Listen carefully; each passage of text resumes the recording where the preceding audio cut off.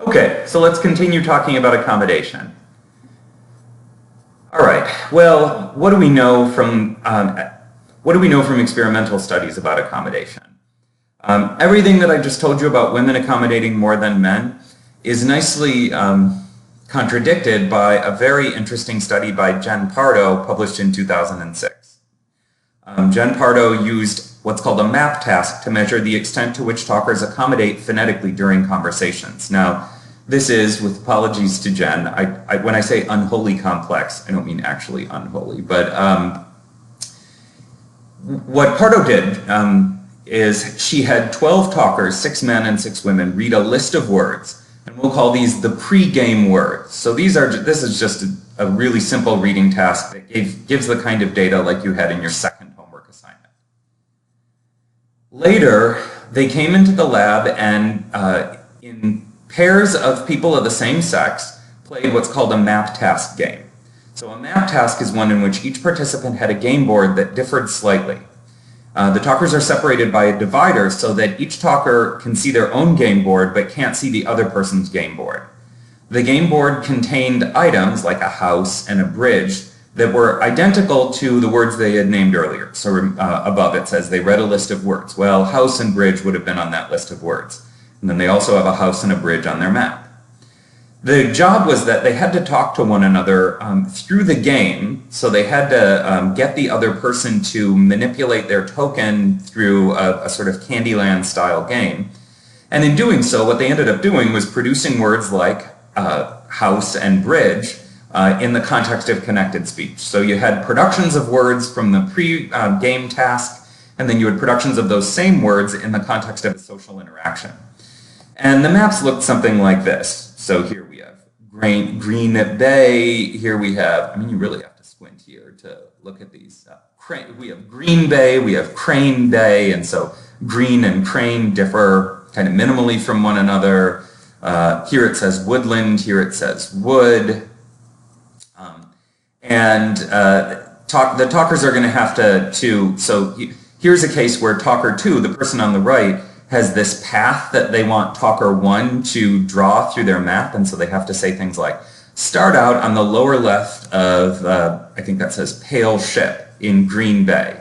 So there you go, you've got productions of Pale, Ship, Green, and Bay, which were probably on the reading list, and you've just had talker 2 say this. And then talker, says, move to the left and up, and then that first talker is going to say, oh, do you want me to do that around the, whatever that says, computer-centered sub? And then talker 2 is going to say, wait a second, I don't have computer-centered tub on mine. So you basically get a little bit of sort of the same words in kind of more natural speech. So we had the pairs of talkers, and they did the reading, they did the task, and they did then they did a third task where they came back again and read the same list of words. So for every talker, for every word, you have 3 types of words. You have a reading from the pre-task, you have a production of the word in the task itself, and then you have a reading from the post-task. Now, a group of listeners were presented with triplets of stimuli in an ABX task. An ABX task is one in which you hear triplets of stimuli, so 3 stimuli, and you say which of the 2 flanking stimuli, and by flanking I mean the first or the last, is most similar to, or in a different version of the task, most different from, the middle stimulus. So think in Pardo's task, we have the pre-task reading as the A, the reading of the production of the word in the task itself as the X, and the post-task reading of the word as the B. And you take those 3 words and you play them to a totally new group of people. So the 12 people who were the talkers in this task, they're gone now. They're done participating.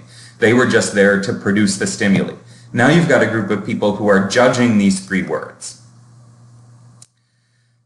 So what we have here are comparison types like the following. So the speaker for the X and the speaker for the AB now we have AXB, not ABX, because the X in the middle here is the one that's being judged relative to the A and the B. The speaker for the X and the speaker for the A and the B stimuli are always different from one another and from the same conversational dyad. So the X stimulus was always a task production. The A and B stimuli were either pre-task, task, or post-task productions by the other talker. All right, this is, remember when I said unholy complex? All right, so X is the person. So let's imagine Ben and Gretchen in this experiment. So Ben is the X in all of these cases. And Ben's X's here are always tokens of the word that I said in the experiment itself. And what you're doing is listening to Ben say the word, let's say it's bridge. And you're listening to it compared to Gretchen's pre-task reading of the word bridge and Gretchen's reading of the word, Gretchen's production of the word bridge in the task itself. So this is Gretchen's reading of the word bridge, Ben's production of the word bridge in the task itself, Gretchen's production of the word bridge in the task itself.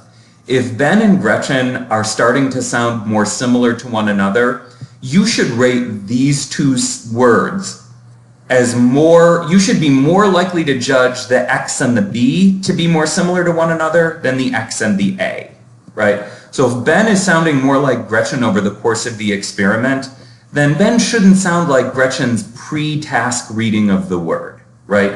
Because that was Gretchen's reading of the word. Gretchen already knows Ben, so for all we know, Gretchen and Ben already sound like one another. But Ben should sound more like B than A if Ben is starting to sound more like Gretchen over the course of the task. Okay? Whew! And you can follow that whole logic through these. All right. So if the talkers are phonetically converging, the listeners should pick the stimuli in the red box. Box, by the way, does not have an E on the end. It evokes. Let's get rid of that embarrassing typo, shall we? Now, if the talkers are continuing to accommodate after the task is over, they should select the stimulus in the diamond and in the oval too, perhaps, right? So if Gretchen and I are continuing to talk like one another after we've interacted in this task itself, then our production should continue to sound like one another's over the course of the experiment. After the experiment is over. So let's say that, Gretchen says the word bridge slightly differently from I do, and I start to talk more like Gretchen over the course of the experiment. I might even maintain that so that my production of the word bridge in the post-task reading sounds more like Gretchen's production of bridge in the task itself. Now, indeed, talkers did appear to be accommodating and maintaining changes in the accommodation after the experiment. So 65% of the time in comparisons like this one, the listeners who were judging similarity chose the B over the A. 62% of the time they chose the B over the A, which indicated that the accommodation was being maintained after the experiment was over. This 57% wasn't significantly different from chance. So 57% wasn't different enough from 50%, which is what you would get if you were just guessing A or B. So these were the two significant findings. But men were accommodating more than women, and this was not expected. Remember, I told you women are supposed to accommodate more than men, not what Pardo found.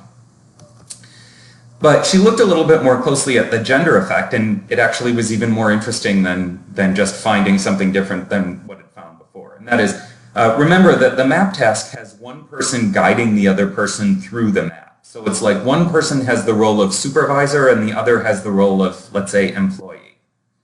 Now, women accommodated more. Women became more like their conversational partner when they were being told the path to take through the map than when they were giving the directions. So when women were the employees, they sounded more like the bosses.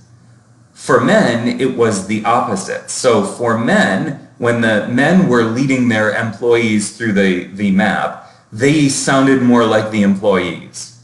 So this tendency seems to accommodate seems to be dependent on not just gender, but the particular role that you're taking through the task. And this is a really neat finding, and you can think about what this might tell you about how people work cooperatively or competitively, and gender differences in cooperation in shared tasks, blah, blah, blah. It's a really nifty finding, and Jen Pardo is also one of my coolest colleagues. She's really awesome in 1,000 different ways. She's just smart and creative, and yeah, this is a unholy complex paper to read. Read it at your own risk. It took me 5 read-throughs. Even just going over it again gives me the beginnings of a migraine, but really cool study. All right, so here's a slide that was sort of stranded here. So when I say Kryman, who the heck is Kryman? Kryman is a person named Jody Kryman, and she has a book that she and a woman named Diana Van Lanker wrote recently on the perception of vocal attributes. And I had a longer discussion of a lot of her work in the original set of notes here. And I left this slide in because she has this really neat finding about the memory for voices based on sort of the attributes of the speaker producing them. And so if you think about memory for character voices, in a very sort of hokey black and white world, you can think of characters as being either bad guys or good guys. And there are studies, there was at least one study that Kryman and Van Lanker reviewed in their book, where they found that bad guy characters had voices that were more memorable than good guy voices. And this is an interesting invitation to think about sort of emotion and memory, right? And here at the University of Minnesota, we have a huge interest in our university in emotional and affective neuroscience and cognitive science. And so there's a lot of interest about in how fear affects learning, right? And if you're in a really fear-inducing situation, it's actually greatly to your benefit to memorize a lot of things that are going on, because you want to have the most effective strategies for getting out of that fearful situation, right? And so we call these valence asymmetries. Memory for lots of things is better with negative valence associated with things like fear than with positive valence. And this is probably, from an evolutionary standpoint, very, very, very good.